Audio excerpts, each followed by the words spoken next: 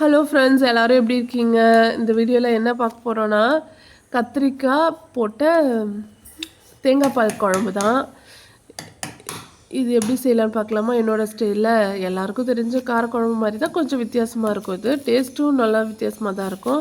அதுக்கு தேவையான பொருட்கள் 2 வெங்காயம், ஒரு தக்காளி, கத்திரிக்காய் காரக்குழம்புக்கு தேவையான நம்ம பூண்டு, அதுக்கப்புறம் தக்காளி, அதுக்கப்புறம் புளி ஊற வச்சுருக்கேன். தேங்காய் வந்து நான் கொஞ்சம் எலசு தேங்காய் இருக்கும்ல, அந்த மாதிரி எடுத்திருக்கேன். அந்த மாதிரி தான் எடுக்கணும்னு அவசியம் இல்லை. என்கிட்ட இந்த தேங்காய் தான் இருந்துச்சு, அதனால நான் இதை எடுத்திருக்கேன்.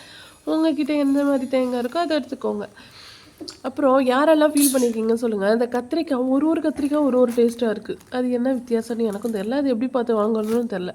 இந்த கத்திரிக்காய் நான் சமைச்சு பார்த்தா சூப்பர் டேஸ்ட்டாக இருந்தது. அது எப்படின்னு தெரில. ஆனால் ஒரு கத்திரிக்காய் நம்ம வாங்கக்குள்ளேயும் ஒரு டேஸ்ட் டிஃப்ரெண்ட்டாக இருக்குது. ஒரு கடாய் எடுத்துக்கணும். அதில் எண்ணெய் ஊற்றி நல்லா எண்ணெய் காஞ்சதுக்கப்புறமா அதில் கொஞ்சமாக வெந்தயம் போட்டு, வெந்தயம் நல்லா லேசாக செவந்து வந்ததுக்கப்புறமா அதுக்கப்புறம் தான் கடுகு போடணும். கடுகு போட்டு நல்லா பொரிஞ்சதுக்கப்புறம் தான் அடுத்த ஸ்டெப்பு. அடுத்தது என்ன போடுவோம்? பூண்டு போட்டுருவோமா? பூண்டு போட்டுட்டு அதை நல்லா ப்ரௌனாக கொஞ்சம் ஃப்ரை பண்ணி எடுத்துக்கணும். பூண்டு போட்டு நல்லா ரோஸ்ட் ஆகும். லைட்டாக ரோஸ்ட் ஆனால் தான் கொஞ்சம் நல்லாயிருக்கும். ரோஸ்ட் ஆனதுக்கப்புறமா குட்டி குட்டியாக நம்ம சாப் பண்ணி வச்சுருக்க நம்ம வெங்காயத்தை இறக்கிட வேண்டியதான். அதையும் போட்டு நல்லா ஒரு கிளற வேண்டியதான்.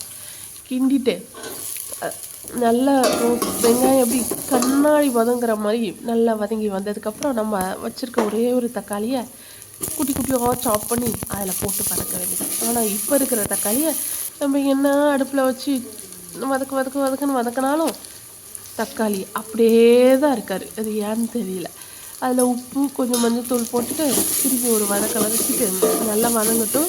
தக்காளி எப்படி வதங்கினாலும் நம்ம சீக்கிரம் வதங்க மாட்டார். அதனால் நல்லா வதங்கினதுக்கப்புறம் இந்த மாதிரி எண்ணெய் பிரிஞ்சு வந்ததுக்கப்புறமா தான் நம்ம அடுத்தது என்னத்தை ஆட் பண்ண போகிறோன்னா, நம்ம அரிஞ்சு வச்சுருக்க சுவையான இந்த கத்திரிக்காயை ஆட் பண்ண போகிறோம்.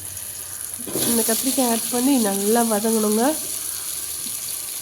அதில் இருக்கிற தண்ணியெல்லாம் போய் வற்றுற மாதிரி நல்லா வதங்கி அது ஒரு எண்ணெய் பிரிஞ்சு வரும்ல, அந்த மாதிரி வதங்கணும். நல்லா இந்த மாதிரி வதக்கிறதுலே பாதி டேஸ்ட்டும் இருக்கும். இந்த மாதிரி நல்லா வதங்கினதுக்கப்புறமா தான் நம்ம மிளகாத்தூள் ஆட் பண்ணிக்கிறோம்.